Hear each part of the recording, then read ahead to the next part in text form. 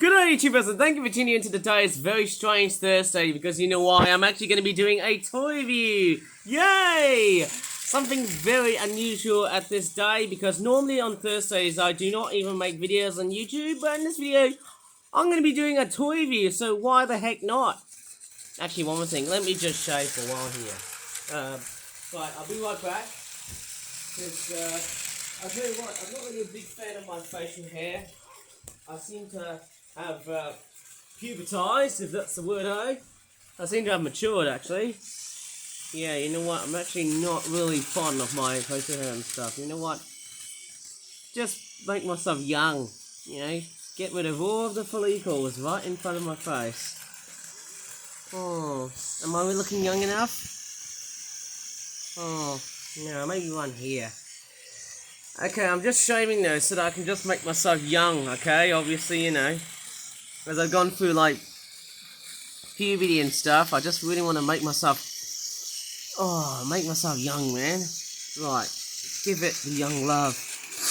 Oh, yes, I've got a bit of a block nose today, though, because obviously, you know, I did say, like, you know, last week I had a very contagious and nasty infection, which contained a sore throat, a fever, and a blocked nose, but also a cough. It wasn't just a whooping cough, it was just a normal cough. Oh, I'm trying to find out if there's any bits. I was just trying to shave somehow and stuff, because I'm just trying to make myself look oh so young, because obviously that's something I really want to do. You know, trying to make myself all look young so that I can make myself, you know, more fresh again. Oh man, being young is so hard to do these days, man. Oh my goodness me. Okay, am I actually already young now? Let me look underneath my cheeks. Yeah, thank goodness I haven't got a beard yet. That's nice to know, because obviously, you know, that's like a young man's stage. Lovely to know, isn't it? Right, on with the toy reviews, off with the shaving. And I'm going to straightforward finally go back into it. Let's go ahead and do some toy viewing. Let's do it. And actually, yes, I've got a Tomy Playmo bullet train. There's only one, strangely enough, in this layout here. Basically doing the rounds across this layout here. It's so fantastic, isn't it? Only one train today though, because hey, why the heck not? Can we just add a train as part of our eye candy? So fantastic to put on videos on YouTube these days. So fantastic. Although that being said, it would probably kill the YouTube, you know, settings for kids. Because obviously, you know, today's YouTube has just gone crap. And I have to say words today like this because, you know, YouTube is seeing far better days. You know, it really has. Okay, the first product. It's a black-headed gull, non-breeding, what you call it. It's a next-gen siblings sort of dispersal 12-pack, or swimming flock 12-pack, that's what it's called. It costs about £10.99 or £11. Very strange pricing. There's the back of the packaging. There's not much artwork because it's in a brown envelope. You know, I'm sort of thinking if this was done on a white envelope, none of this would have happened. Okay, that would have been my opinion, I suppose, hey? Yeah, it would have taken a long time to do all the stuff like that. Right, I'm just going to go ahead and unpack this and see what it's like. Oh, okay, so we've got some black-headed gulls. Okay, we're seeing a mixture of adult black-headed gulls, but we're seeing a lot more in the way of, are these first winter black-headed gulls? Because I think if they were juveniles, I think they would have been brown all around the bird itself too. That's what they look like. Okay, and that's, yeah, how they are. And there's the wings right here. Okay, they look fairly nice. They're all nicely brown. As you can definitely tell, they all look nice and brown. Indeed, they look fantastic. Here's the other one there as well. Oh, this is an adult one. I keep, oh my goodness me. I get myself confused. This is the winter plumage black-headed gull because it's lost the chocolate brown head. Obviously, because we're going up towards winter. Here's the other one here as well. I think the first individuals to get the dark chocolate brown heads would nearly be like the end of the year. I'd say like November or December, but that's actually quite, you know, it is kind of common, but it's not as commonly seen as the pure, I'd say the pure whitish looking face with some streaks on the top, and there's a headphone-like marking on the back. Yeah, something like that though. It's obviously somehow very much synonymous with the species. It's interesting, a lot of the black-headed gull first wintering birds have a black tip on the other end of their beaks. Although this will be faded around, well, let's just say, I'll probably guess the following year. Somehow I can't really tell. It's a bit difficult to tell either if they're first winter or second winter. If it was a second winter black-headed gull, I'd probably see it with just, you know, just a brown-patched black-headed gull without the, or maybe it could be, you know, just a normal black-headed gull without the black tail end and the brown patching, and also the black beak tip, as I call it, which would be very interesting somehow. And also, yeah, I would imagine seeing it more of a scarlet red sort of beak colorization than just a dark red. I don't know, maybe I'm just talking edgeways, because I do really remember my ornithological thesis. The wingtips, they're not too bad. I think they're not too badly painted or coloured in a sense too, to give it that look. Yeah, obviously I think we've seen this species far too many times. Very nice to know. Oh, that's interesting. Is this one being daubed with brown paint? That is actually very beautiful somehow. That's quite clever. And here's the final one, of course. Okay, I think that's about it in this product review. But we've actually got another one to review, which I'm actually quite curious about. Having two is better than having one. Maybe that could be a very good reason why having delayed videos, or having like a long delay until, like, you know, possibly Friday, or even occasionally Thursdays, which is exceptionally rare, because of course there's basically 90% of my time on my YouTube channel I just make like no videos on YouTube. I think there's a 10% chance, who knows, maybe like a 0.01 chance, I can't really tell, of doing toy reviews on Thursdays, or video making on YouTube. And here is another one. It's this one here again. Yes, we're gonna go to Madagascar from the Flip Art Origami toy range, of course. Because I feel like that I'm going to move it. I'm going to move it. I'm going to move it. You like to move it? Yes, of course. Why the hell could I never forget the Madagascar theme song? Thank you, DreamWorks. It's the Madagascar Watering Hole Riverbank Habitat 12-pack. Now, everyone knows that Madagascar is, of course, one of the most mega biodiverse countries in the world. That's why I made this product, £13.95. And there's the back. That fish looks pretty much in such dark colours. He looks like he's having a fun time of having colours. He actually loves getting dirty. While these ducks are just straightforward laughing at him. But he doesn't mind that though. And there's a lemur that looks like he's about to take a poop. Weird, isn't it? Very strange looking design on the animal and stuff. It's a very strange lemur. Right, let's go ahead and unpack this beast. Oh, it's just done it already. And I bet you what, it's actually very complexly made. Yep. It looks somehow very complex than the other Flip Art products that I reviewed. Okay, let's take a look at the... Oh, okay. This sort of kind of looks good and not very look good. Doesn't look very good with the overspraying of paint. These ducks here are red-billed teals or red-billed ducks. I think they're native to Africa, of course. South and Eastern Africa, Sub-Saharan Africa. That's where they come from. It is quite a nice specimen.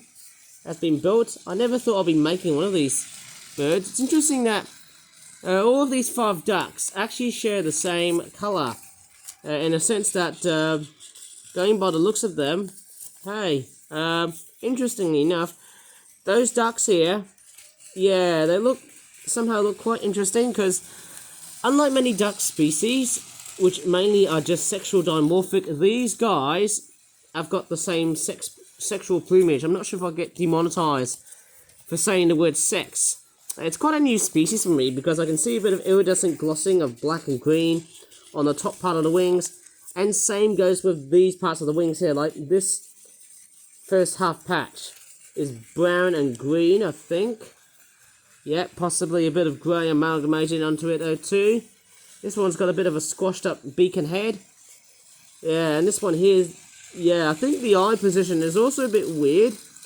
I think looking at these models, it can actually vary in terms of how much black and green on the wings there is, and even the eyes in which they've been implemented and whatnot.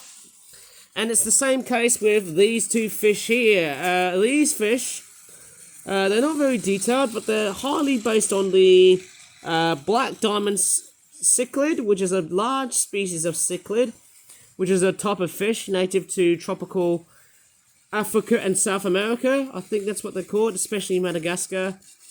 I think the largest populations of cichlid fish in the world, especially Africa, will have to be on the Democratic Republic of Congo, because I believe that's where, you know, the majority of the species are there. I think that's how I really remember.